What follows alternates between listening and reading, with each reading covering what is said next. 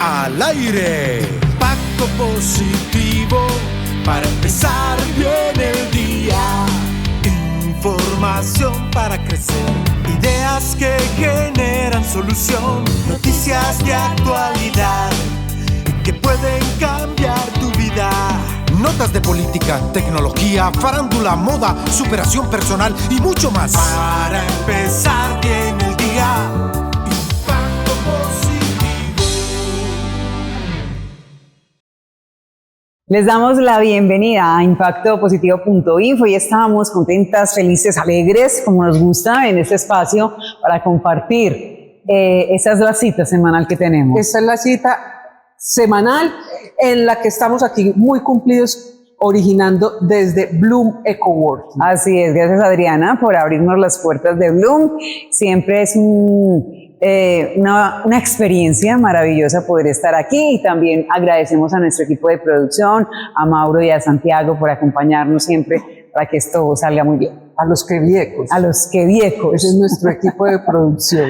Así es. Y obviamente pues a ustedes, nuestros seguidores que están ahí en casita y nuestros invitados, que hoy tenemos dos bien especiales. Sí señora, hoy vamos a hablar con Ana Estrada, ella es abogada, es cofundadora de Las Tres Llaves y vamos a hablar sobre el cambio de hábitos. Es también coach de cambio de hábitos. Muy bien, aprendemos. Vamos a hablar de Las Tres Llaves, que lo vimos la semana pasada, de estos componentes que tienen y cómo cambiar los hábitos para que tengamos una vida en abundancia. Así es. Y también nos acompaña Pablo Arbeláez. Pablo es un hombre jubilado que ha trabajado, o mejor dicho, trabajó toda su vida en el periódico El Colombiano y es periodista deportivo. Vamos a conocer su historia en cuanto a nivel laboral y también de emprendimiento. Así que todos pónganse cómodos, disfruten este espacio tanto como nosotras. Así es. Iniciamos Impacto Positivo. Para empezar bien el día. Impacto positivo.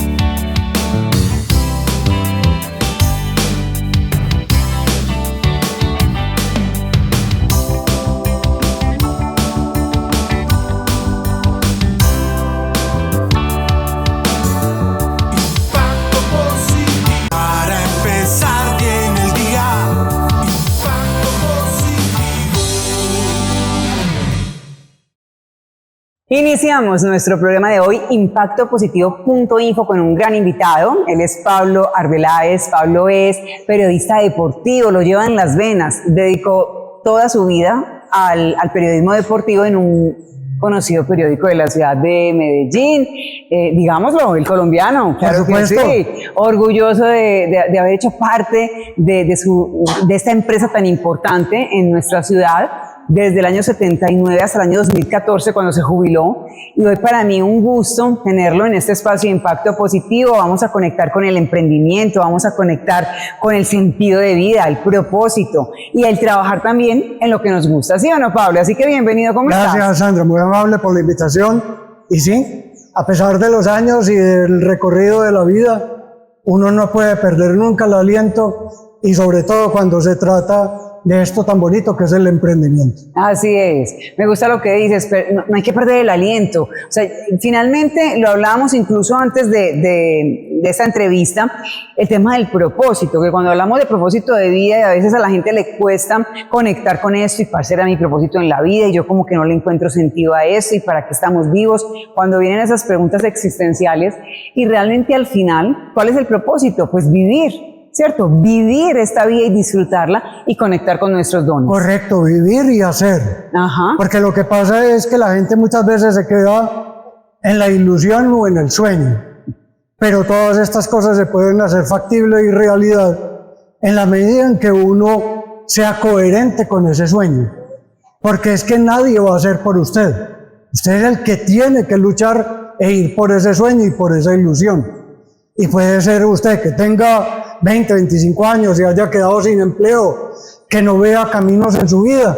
Siempre hay una iniciativa y un norte que lo lleve a uno a cumplir metas y muy distintas. muchas veces. Así es, definitivamente creo que hay que conectar con eso que estás diciendo. Pablo, tú llegaste al periódico muy joven, de hecho te decían el niño de la redacción. Correcto, yo llegué a los 24 años. A los 24 años. Hablemos de ese camino. ¿Cómo lo fuiste construyendo, licenciado de la Universidad Pontificia Bolivariana en Comunicación Social y Periodismo? Y llegas a una empresa tan importante a ser ese niño de la redacción. ¿Cómo así? ¿Cómo fue ese camino? Para que yo creo que finalmente impactemos y también a la par como que invitemos a las personas a que hay un mundo de posibilidades también. Yo se lo estaba diciendo en estos días a un amigo con el que estoy trabajando un proyecto ahora, Nacho Gaviria. Le decía a Nacho, mira, yo a los 9 años empecé a recibir en mis manos, con muchísimo esfuerzo en mi casa, la revista Vea Deportes. En 1966 valía 3 pesos. Y esos 3 pesos era difícil conseguirlos. Sí. Pero cada semana eso se convirtió como en la cuota que años más tarde me llevaría a convertirme en periodista deportivo. Me acuerdo en la entrevista de la universidad, cuando yo llegué a la Facultad de Comunicación Social y me dijeron, ¿usted a qué aspira, a qué sueña? A ser uno de los mejores periodistas deportivos del país. No sé si lo logré, pero estuve 37 años y medio en el periódico y fui construyendo etapa por etapa, escalón por escalón, poniendo ladrillo a ladrillo lo que sería mi vida alrededor del deporte. Aprendí con personas, en su mayoría, que no habían estudiado comunicación social, en ese tiempo en el periódico. Ya después empezamos a entrar una nueva cochada de comunicadores sociales que nos convertimos en periodistas, y eso en 1979-1980 fue la aparición del periódico El Mundo. Eso motivó un contrapeso de poderes muy grande en la ciudad y una motivación enorme para el periódico El Colombiano y para su gente. Entonces, llegó la competencia, llegaron nuevos dueños, llegaron los muchachos del Mundo que en su mayoría ya estaban graduados como comunicadores sociales. Entonces fue de darle, de meterle duro, de trabajar sin descanso, de no conocer fines de semana, días festivos, y así fue toda mi vida en una pasión de lo que era una pasión por el deporte, se convirtió en mi profesión. En tu profesión, en cómo proyectaste tu vida, cómo te ganaste el sustento para tu familia, también a través de algo que te gustaba. Hablas de algo bien interesante y es cuando aparece El Mundo después del Colombiano y se genera la competencia. Entonces aquí nos ponemos frente a un escenario que incluso lo vivimos en la actualidad, que se crean esas competencias con el otro, esas dinámicas y que finalmente pues pienso yo que en el universo hay para todos. Pues claro, ¿sí o no? Y la competencia siempre será bienvenida. Y nos reta. Y es un asunto muy retador. Es lo mismo que hablar yo casi a mis 70 años de edad, de decir, de emprender un nuevo proyecto de vida.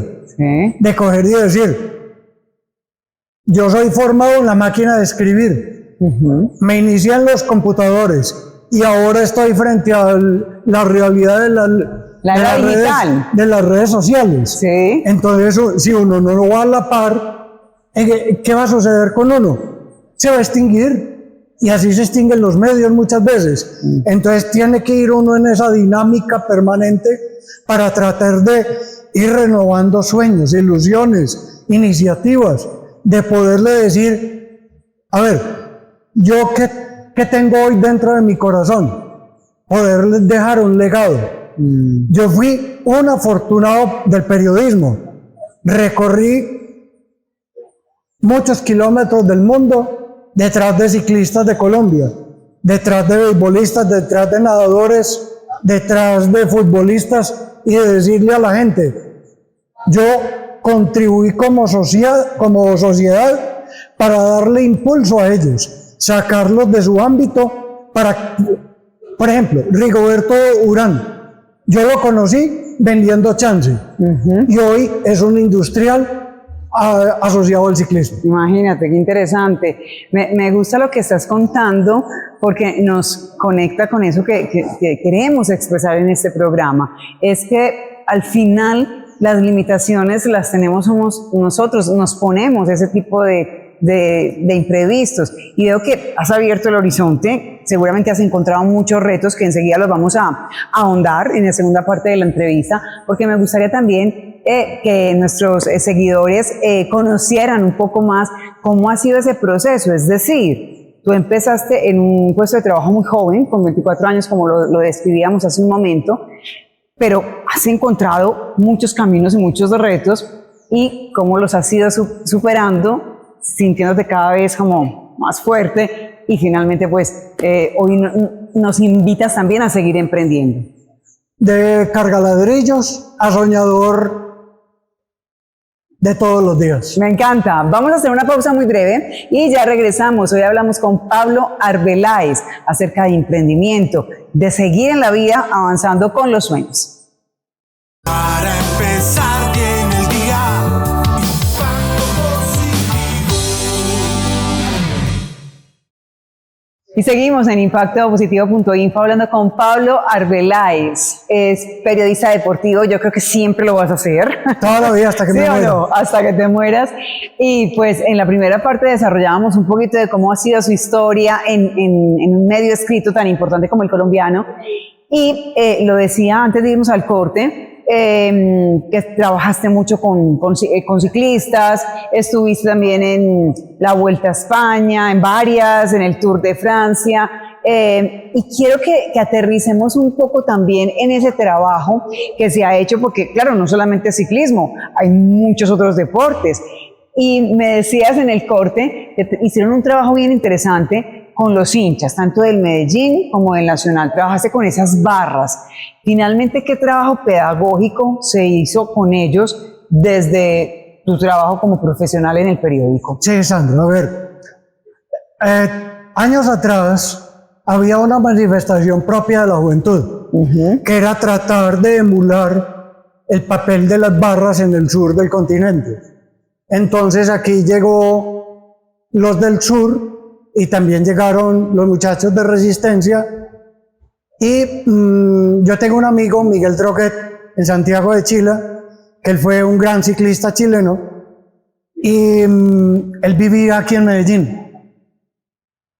Él tenía un negocio de lavado de carros. Y invitamos a los muchachos de Resistencia y los del sur a que conocieran muchas de las cosas que sucedían en Chile con motivo de la barra del Tablón, que es la barra de la U de Chile en Santiago, y también de lo que Miguel tenía de experiencia de haber pasado por Buenos Aires y ver el fútbol argentino. Él les enseñó a llenar los extintores con el humo de colores. Ahí nació esa expresión propia de lo que hoy se ven los grandes partidos aquí en Medellín. Cuando el humo sale, ahí se origina. Aprovechamos también para hacer unos trabajos de investigación y profundizamos mucho sobre lo que podría ser conveniente o no como manifestación de juventud, y de pronto lo que pudiera tener una problemática a futuro. Ahí, tanto los fundadores de Resistencia como de los del sur supieron qué camino se podía tomar y qué podían afrontar a futuro. Claro, yo diría que este trabajo del periodismo es un trabajo como de poder, o sea, es decir, podemos incluso persuadir de cierta manera a través de los medios a hacer unas cosas dentro de la línea nociva o dentro de la línea que mejore, que realmente convenga. Quizá en ese trabajo que se hizo en aquella época, el que estás describiendo, se estaba logrando eso, o sea, hacer una pedagogía, listo, podemos ser una barra, pero no tiene que ser la que haga daños, sino vamos a disfrutar un deporte como es el fútbol, pero en buenas condiciones, y desde los medios, por ejemplo tú en el periódico, lograr eso. ¿Se logró eso? Sí, se logró eso y, a ver, el papel de nosotros como parte metodológica comprende muchas situaciones de pedagogía. Y el periodista tiene que estar acompañado de una cantidad de facetas multi. Y dentro de ellas está la parte psicológica. Que ustedes eso saben muy bien, Sandra. Entonces, la cuestión es de uno contarle a la gente cuáles son los caminos.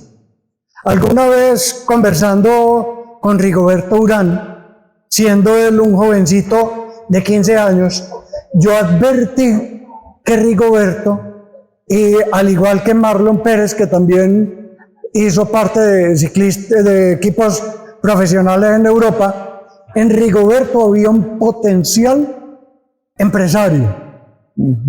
¿Cómo? Él tuvo una historia trágica con su papá y él vendía chance con su mamá en Urrao. Yo lo conocí en esas condiciones y le vi, había como un brillo que dice uno, y eso se llama olfato. Y ese olfato me llevó a decir, uy, Rigoberto, tu imagen, tu aureola, lo que te acompaña, a lo que llega a ser hoy la marca que rodea a Rigoberto con toda su emporio comercial. Y podemos decir que esa magia está en cada uno de los seres humanos. En todos. ¿Sí o no? En todos. Porque los límites están en uno. Sí. Los límites, muchas veces la gente le puede poner a uno freno, pero hay muchas maneras de darse uno cuenta que el freno está en uno. Esas propias iniciativas dependen de eso, de esa persona, de tener el poder de decisión y el poder de decirle a la gente, yo puedo y soy capaz. Yo puedo y soy capaz, me gusta. Pablo, tú te jubilas en el año 2014. Correcto. Y luego participas como editor en este libro que tenemos aquí, que es de la Liga, los 50 años de la Liga de Natación de Antioquia. ¿Cómo fue esta labor con esta colaboración, la edición de este libro? Cuéntanos un poco. Fue un trabajo muy bonito que lo hice en compañía de 8 periodistas. Sí. Yo fui el editor. Yo estuve desde mis primeros días en el Colombiano hasta el último en la cobertura de la natación y vi 5 generaciones de nadadores. Muchos de los industriales de Antioquia eran nadadores. Sí. Presidentes de compañías, dueños de empresas, gente importante de la nación que pasaron por la piscina olímpica César Zapata. Ok. Entonces, ese acervo que yo guardé dentro de mi memoria y dentro de mis escritos en el periódico, lo proyecté hacia un libro. Qué bonito. Y la resultante fue poderle contar un libro que hay personajes, los primeros nadadores de Antioquia que fueron a unos Juegos Olímpicos, los hermanos Martínez Arango, que fueron personas muy importantes, uno de ellos fundador de Pro Antioquia, y rendirle homenaje a un deporte que formó seres humanos y personas de bien. Muy bien, ahí teníamos entonces este libro que les estaba comentando Pablo, y también en 2019 hablamos de este otro, que es el de Indeportes, también 50 años. ¿Cómo fue la participación tuya aquí? Yo escribí los capítulos sobre los deportistas de vieja data, del 50 al 70, y fue un trabajo dispendioso, muy dispendioso, de más de 6 meses, metido como ratón de biblioteca, averiguando sobre los grandes deportistas de Antioquia y poder contar situaciones de vida, por ejemplo, de cómo se trajo el béisbol a Medellín, Antioquia, de haber una reunión de la Federación Colombiana de Béisbol y decir que no le podían dar la sede de un campeonato a Antioquia, que porque Antioquia no tenía mar. Juan de Dios Urquijo, presidente de la Liga La Sazón, años 60, le dijo a los participantes de ese de esa reunión de presidentes de ligas en Colombia, que qué pena, que Urabá era la costa atlántica de Antioquia. Totalmente. Y que nosotros teníamos todo el derecho.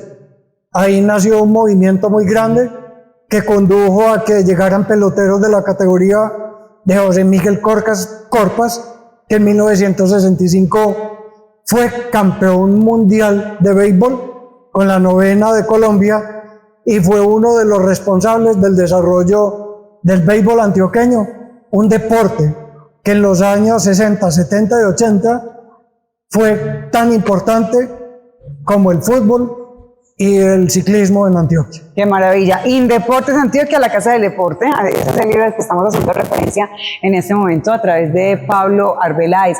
Pablo, algo bien interesante que hoy estamos hablando, y lo decías ahora, es el tema de las posibilidades, o sea, que las limitaciones nos las ponemos nosotros. Tú que eres una persona que trabajó tantos años, lo decíamos, en una empresa, toda tu vida prácticamente pues la dedicaste al periódico. Decías ahora, pasamos de la máquina de escribir, luego al computador, ahora estamos en la era digital. No estamos cansados de seguir haciendo cosas. Entonces, proyectos, ¿qué tiene pensado por ahí, Pablo, en qué quiere seguir trabajando?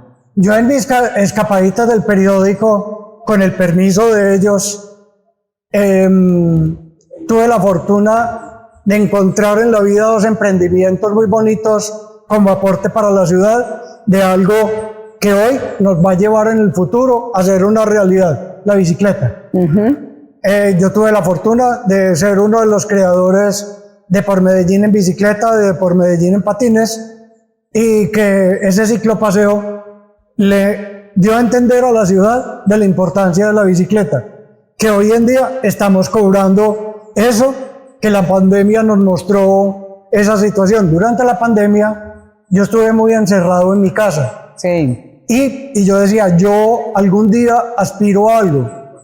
Y se apareció en días pasados la oportunidad de yo decir, yo voy a cumplir 70 años, sí, y yo le quiero dejar un legado a una persona que reciba ese legado.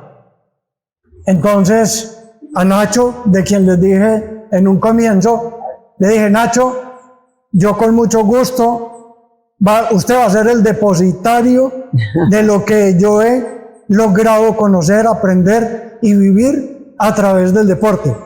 Y Nacho Gaviria se va a convertir en la persona al lado de otro gran historiador del deporte antioqueño y nacional, que tenemos una idea de meternos a redes sociales, de impulsar y de contar la historia completa y bien contada para que quede un legado, para que la gente diga, yo creo no, es que usted puede consultar esto y puede ir a tal parte para que tenga un dato fidedigno de lo que ha sido el deporte de Antioquia y de Colombia. O sea, para ti el deporte definitivamente es algo importante, ha marcado tu vida profesional, como lo decíamos hace un momento, y sobre todo continuar con ese legado, esa es como la intención, ¿cierto? Esa es mi obligación. Es tu obligación, ya esto son palabras mayores. Sí, porque es que lo que pasa es que la gente cuando se jubila piensa que hasta ahí llegó la vida. No, antes por el contrario, encerrarse, ponerse a tomar tito con los amigos, irse a un centro comercial a perder el tiempo. Esa no es la idea. Ajá. La idea es poder uno estar con los suyos y poder colaborar a las personas que vienen detrás de uno. De poder uno decir, ¿qué sentido tiene que la biblioteca de mi casa no vaya a quedar en buenas manos? Yo tengo más de 500 obras de cosas del deporte, pero las tengo que poner en las manos más adecuadas para que digan, este camino continúa y esto se proyecta a un presente que puede ser un futuro. Muy bien. Pablo, se nos está acabando el tiempo de esta entrevista y yo primero pues quiero agradecerte por acompañarnos hoy aquí en Impacto Positivo, sobre todo dejándonos este mensaje Ahorita hablabas también de esa edad de jubilación, que es una edad también para reinventarnos, no es el fin para nada. O sea, el fin ya es cuando trascendemos, ¿sí o no? Pero es estar en pro de dejar ese legado. Entonces, ya para finalizar, quiero que nos dejes un mensaje a todas las personas que nos ven frente a las pasiones que tenemos en la vida, a cómo seguir creciendo a pesar de los años, en fin, que nos dejes un mensaje aquí que impacte positivamente a nuestros seguidores. Sandra, mil gracias. Es la invitación a no decaer nunca. Yo entiendo que estos tiempos son muy cambiantes y variables.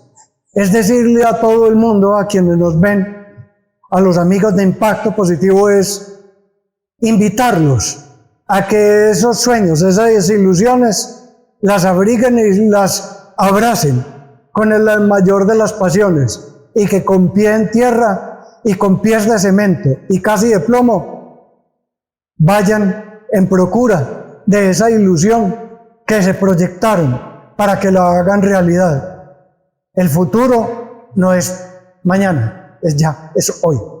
Maravilloso mensaje que nos deja hoy Pablo Arbeláez. Gracias por compartir con nosotros en Impacto Positivo. Nuestro querido Mauro Quevedo está ahí detrás, porque se van a quedar hablando aquí de todas esas anécdotas. Ahorita lo hablábamos.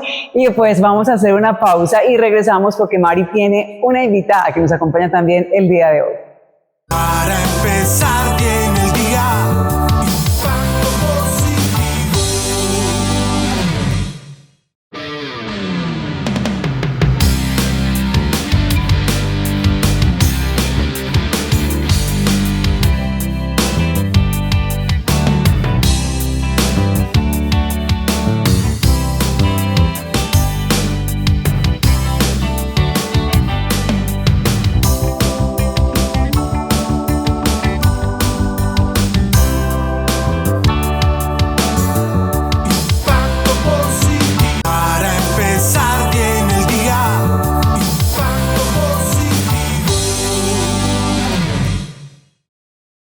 Continuando en Impacto Positivo, tenemos hoy una nueva invitada. Está con nosotros Ana Estrada.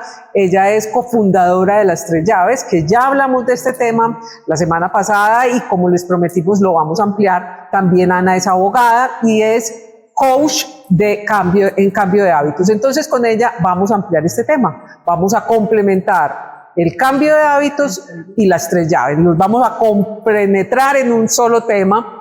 Ana, bienvenida a Impacto Positivo y gracias por enriquecernos este tema. A ti, Maritza, muchas gracias por la invitación y a toda la audiencia que nos acompaña. Bueno, vamos a hacer un recorderis de las tres llaves. Y tienen tres factores, que son el espiritual, el financiero y el jurídico. Correcto. Dentro de esos tres temas, esas tres llaves, ¿cómo interviene el cambio de hábitos? ¿Cómo lo ponemos ahí a funcionar para que estas tres llaves funcionen para nosotros? Es fundamental lo que me preguntas, porque realmente todo está conectado, todo está relacionado. El tema de los hábitos, el tema de las finanzas es un tema totalmente ligado al tema de los hábitos. No solamente hablamos de hábitos, cuando las personas escuchan la palabra hábitos siempre piensan en los hábitos físicos, en hacer ejercicio, en alimentarse bien, pero resulta que todas las actividades que hacemos en nuestra vida tienen total relación con el tema de los hábitos, y el tema financiero no es ajeno a eso. Entonces, efectivamente, la metodología de cambio de hábitos es totalmente aplicable en el manejo de la abundancia, de nuestra economía, y finalmente construir hábitos financieros saludables. Entonces, empecemos como a aplicarlo a cada una de las llaves. Entonces, el tema espiritual, que yo diría que para mí es la base de todo, porque el ser es fundamental, y si el ser, tenemos un ser sano, un ser rico, pues se va a reflejar en todos los demás ámbitos. Entonces, si yo tengo alguna, digamos, que puede ser eso en el tema espiritual, una carencia. Sí, una carencia puede estar asociado al tema de las creencias. El tema de las creencias es un tema espiritual realmente.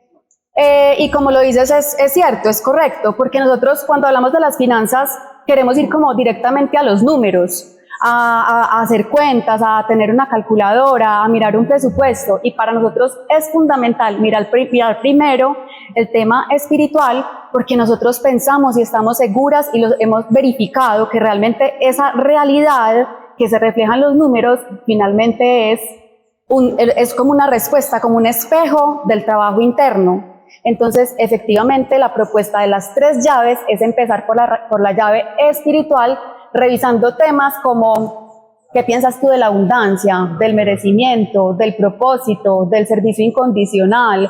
¿Cómo son tus relaciones? ¿Cómo es el manejo que le das a tu dinero, pero desde la parte interna? O sea, realmente ¿cuáles son esas creencias que te están finalmente determinando la forma como se refleja la abundancia y la economía en tu vida? Entre todas las que dijiste, son todas muy importantes, pero el tema de el merecimiento me parece muy importante, porque no puede ser que no creamos que nos merecemos tener dinero o tener una situación económica estable. Correcto, realmente desde que nacemos estamos en este mundo y somos merecedores de la abundancia que el mundo nos está entregando todo el tiempo. Y lo vemos en la naturaleza. Un árbol no se preocupa porque le falten flores o porque le falte una semilla, o el río no se preocupa porque le falte agua. Ajá. Simplemente está en su cauce y es parte natural de la naturaleza esa abundancia de la cual los seres humanos no somos ajenos. Pertenecemos a la abundancia, a la naturaleza, somos parte de la naturaleza, provenimos de la divinidad, independientemente como del nombre que le queramos poner, pero solo por el hecho de existir somos merecedores de esa abundancia que el universo está constantemente entregándonos. El problema es que a veces no nos consideramos merecedores, miren que es un tema de creencias, entonces digamos que no hacemos uso y no nos relacionamos con esos recursos como de una manera sana, que nos genere bienestar, que nos genere como una energía expansiva y que nos permita pues como finalmente vivir en calma y en tranquilidad, porque esa desconexión con esa abundancia del universo finalmente lo que nos está generando son sentimientos de angustia, de no soy capaz, no puedo, no es para mí, conseguir recursos es muy difícil, cuando realmente el universo está todo el tiempo entregándonos, sosteniéndonos, pues como dándonos todo el tiempo. Es como esa carencia más de la mentalidad la que no nos permite ver esa abundancia en todo lo que existe.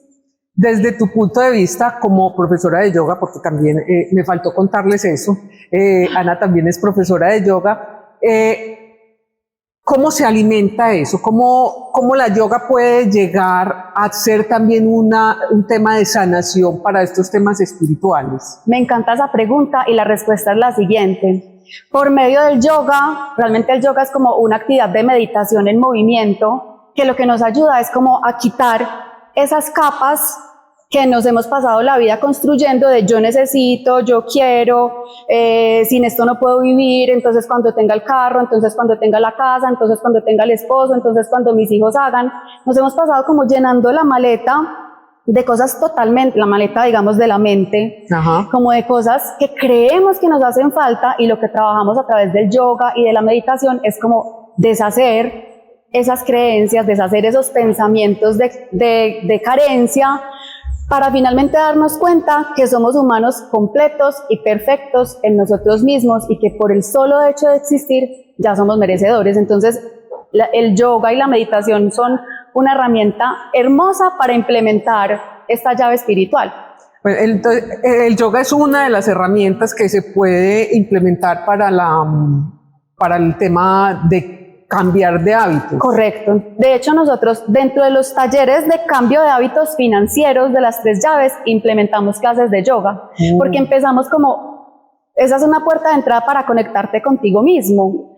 Ya realmente la palabra yoga significa unión, y es esa unión entre la mente, el cuerpo y la espiritualidad. Y de esta manera, reconociéndonos como seres integrales, empezamos a revisar cómo nos relacionamos con nosotros mismos y con todo lo que existe, de manera que es fundamental para relacionarnos también con el dinero y con la abundancia. Ana, yoga es una, pero podemos decir, bueno, yo no me conecto mucho con yoga, entonces, ¿qué meditación sería como recomendable o qué otra herramienta podríamos utilizar? Bueno, hay también visualizaciones, herramientas como de meditaciones guiadas, que son realmente visualizaciones, donde empezamos también a través de esa guía a reconocernos como pertenecedores o pertenecientes a esa naturaleza tan abundante. Entonces está la meditación, las visualizaciones, el yoga, escribir sirve muchísimo. Sí. Incluso la lectura, a veces son como herramientas que nos permiten abrir un poquito la mente para darnos cuenta que todo empieza desde adentro, desde el ser, cómo nos enriquecemos desde adentro para ver esa riqueza afuera. Bueno, Ana, vamos a ir a un corte y después del corte vemos las otras dos llaves desde este punto de vista de cambios de hábitos. Ya regresamos. Para empezar bien el día, impacto positivo. Continuamos en Impacto Positivo con Ana Estrada y este tema de las 3 llaves y el cambio de hábitos.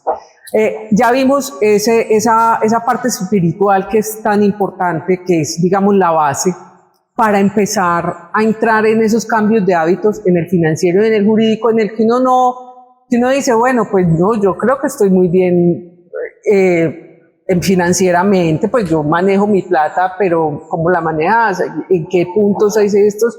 Y desde ese punto de vista que tú tienes como abogada, y con 20 años de experiencia en el tema de cobranzas, pues has encontrado cualquier cantidad de temas en el manejo financiero que llevan a que uno no pague. Exactamente, nosotros llevamos, como mencionas, 20 años viendo por qué las personas llegan a esos estados avanzados de cobranza, y el mensaje en las 3 llaves es: no hay necesidad de llegar a ese punto. Si empezamos a manejar nuestras finanzas con respeto y con responsabilidad, porque el hecho de que el universo siempre nos esté dando, como hablábamos ahorita en la herramienta espiritual, no quiere decir que no tengamos que utilizar esos recursos de manera responsable. Entonces, desde el punto de vista financiero, también son supremamente importantes los hábitos. ¿Y qué hábitos podríamos tener para organizar las finanzas? Ajá. El primer hábito tendría que ser hacer un presupuesto, conocer perfectamente tus ingresos y tus gastos, si tus ingresos son fijos o son variables. Entonces son herramientas que tienen que ver realmente con los hábitos. Sí.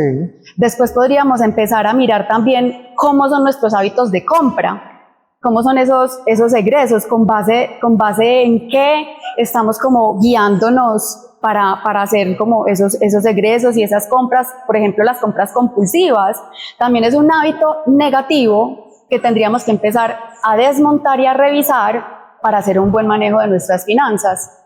Como es el tema, por ejemplo, de los hábitos de endeudamiento.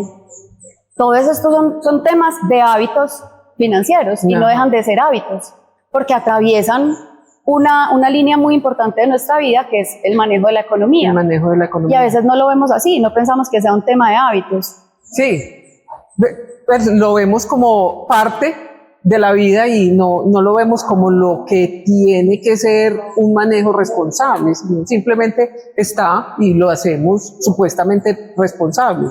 Y de pronto las personas se acercan como a esta pregunta cuando les falta algo, pues como, ay, ¿cómo me tengo que organizar financieramente? Porque es que yo veo que no estoy llegando a fin de mes, estoy llegando muy cortico, no me están dando las cuentas, entonces se preocupan en ese momento. Qué bueno fuera que nos preocupáramos, y más que preocuparnos, nos ocupáramos de nuestros hábitos financieros antes de llegar a esos estados, ¿cierto? Entonces, como nunca nos ha faltado, pues empezamos a hacer un gasto también como desmesurado e irresponsable, y no quiere decir que tengamos que asumir que nos va a faltar, no, o sea, siempre va a haber es como esa abundancia en el universo que nos está entregando, pero los recursos deben ser utilizados de manera responsable a través de hábitos financieros sanos, porque si no también digamos que se puede generar un bloqueo económico, un bloqueo espiritual, el desorden financiero también nos lleva como a tener carencias en nuestra economía. Entonces empecemos a organizarnos financieramente antes de que eso suceda. ¿Cómo? Haciendo un presupuesto, revisando ingresos y egresos, revisando nuestros hábitos de compra, revisando incluso cómo podemos ser equilibrados en los gastos en la familia, porque finalmente esa carencia en el manejo de los hábitos financieros empieza a afectar todas las otras áreas del ser. Todas las otras áreas, sí. Nos empieza a afectar en la salud, nos puede empezar a Claro. afectar incluso en las relaciones de Niveles pareja. de estrés que deterioran todo Sí. alrededor. Correcto. Entonces, por ejemplo, en el tema de pareja, para mí es un hábito financiero saludable que la pareja conozca nuestras finanzas. Ujú. Finalmente, pues, cuando nos casamos, y ya esto es un poquito como también la herramienta jurídica, La en el momento que jurídica, nos sí. casamos, ya se conforma como una sociedad patrimonial. Entonces es importante que ese manejo de las finanzas sea transparente en la pareja y en la familia y con los hijos, y que realmente las personas que vivimos juntos estemos enterados de cuál es la situación financiera real de ese núcleo familiar, y entre todos pues apoyarnos sería lo ideal. También es un hábito financiero como el diálogo de la economía al interior del núcleo familiar.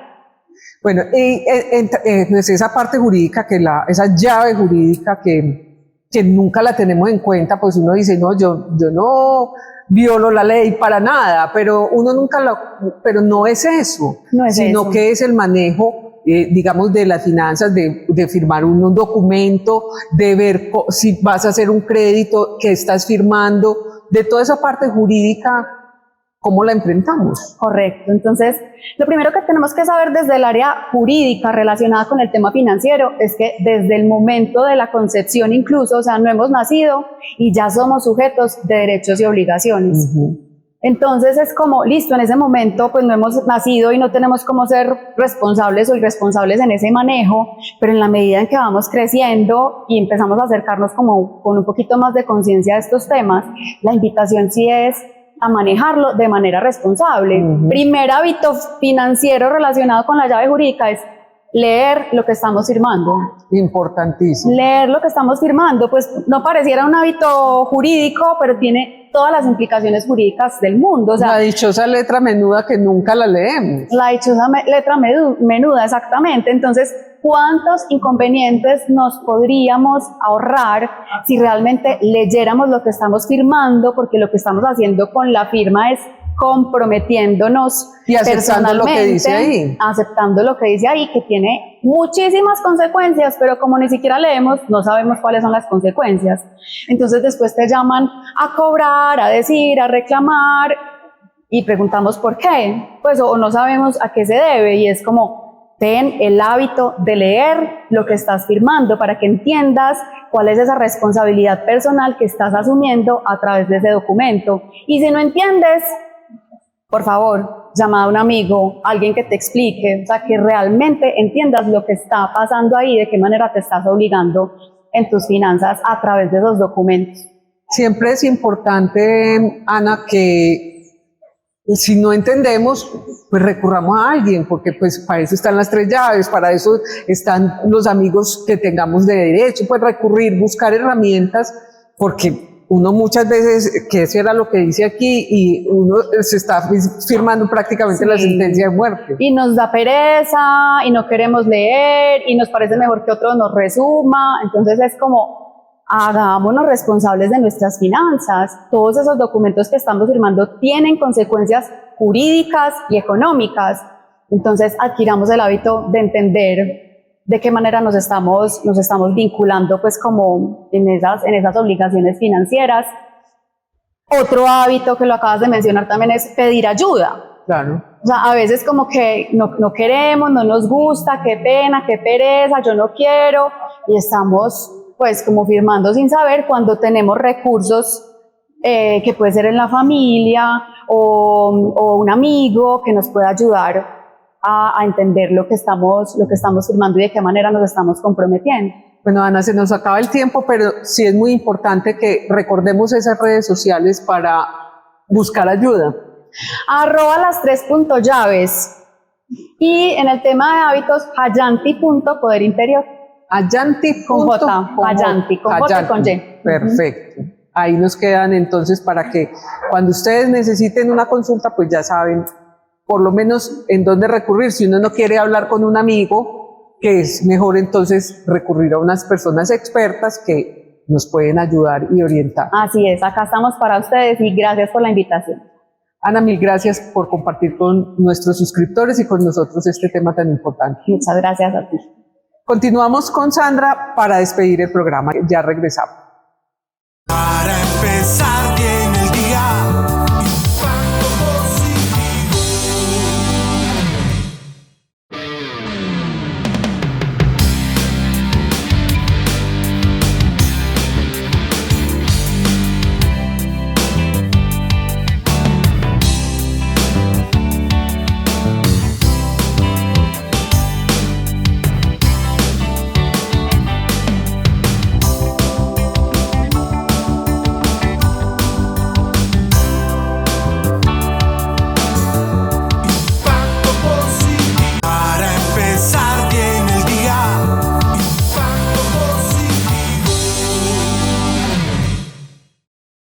Y llegamos al final de este programa. Hoy, aquí, este miércoles, en que estamos originando para ustedes desde Blue Coworking, se nos acabó el tiempo y ya. Se nos acabó. Pero aprendimos mucho y disfrutamos mucho con estos dos invitados. Así es, gracias a estos invitados, como dice María, a Ana y a Pablo, por acompañarnos. Yo creo que es importante conectar con esas historias de vida, por ejemplo, con Pablo Arbeláez, y trabajar tantos años en una empresa, como lo hizo él, Sí. entregar tanto desde el periodismo deportivo y cómo ahora conecta en su edad madura con seguir aprendiendo. Me pareció curioso cuando decía, yo soy de la máquina de escribir, luego se me tocó pasar al computador, ahorita estamos en la era digital y hay que irse reinventando todos los días. Así que gracias a Pablo, creo que aprendimos bastante con él hoy y pues siempre será bienvenido. Y me encantó una frase que dijo él, no en cámara, pero sí que se la escuché ahora mientras hablábamos, que decía que casi lo matan cuando le dijeron que se había jubilado. Pues el titular se retira, ¿no? Él seguirá siendo periodista siempre. Así es. Así pues llegó un momento en que no va a ejercer dentro de una empresa, pero el periodismo es una cosa que uno lleva por dentro, que es una vocación, que eso nunca se acaba. Y creo, Mari, también que lo tenemos que llevar a todos los escenarios de la vida. O sea, cuando nos jubilamos, pues es otra etapa de la vida para disfrutar, para conectar con otros saberes, la experiencia que nos da también llegar a ese momento y seguir viviendo, que para eso estamos en esta vida, para vivir con alegría. Y con Ana Estrada, pues vimos esas 3 llaves y cómo lo podíamos hacer y optimizar para cambiar hábitos, cambiar esos hábitos para vivir en una vida de abundancia, como viendo esas 3 llaves que son la espiritual, la financiera y la jurídica, pues se pueden mezclar y para todas tenemos unos hábitos que no nos dejan fluir y que podemos con muchas herramientas, pues cambiar ese hábito y vivir en abundancia. Así es, muy interesante todo ese tema que traemos hoy y esperamos que al igual que nosotros, que disfrutamos muchísimo con nuestros invitados, ustedes también lo hayan hecho en casita. Recuerden que aquí estamos acompañándolos y también pues en nuestra página web pueden buscarnos en www.impactopositivo.info. Ahí subimos mucha información de mucho interés, conectamos también con nuestro canal de YouTube y pues siempre bienvenidos. Sí, señora, nos fuimos. Nos fuimos, gracias a Bloom por permitirnos estar en este espacio y a los que Vieco están ahí en la parte de la producción. Mari, nos vemos. Ustedes recuerden que suscribirse a nuestro canal y visitar nuestra página www.impactopositivo.info. Ahí nos vemos. Chao. Impacto positivo para empezar bien el día. Información para crecer, ideas que generan solución, noticias de actualidad que pueden cambiar tu vida. Notas de política, tecnología, farándula, moda, superación personal y mucho más. Para empezar bien el día.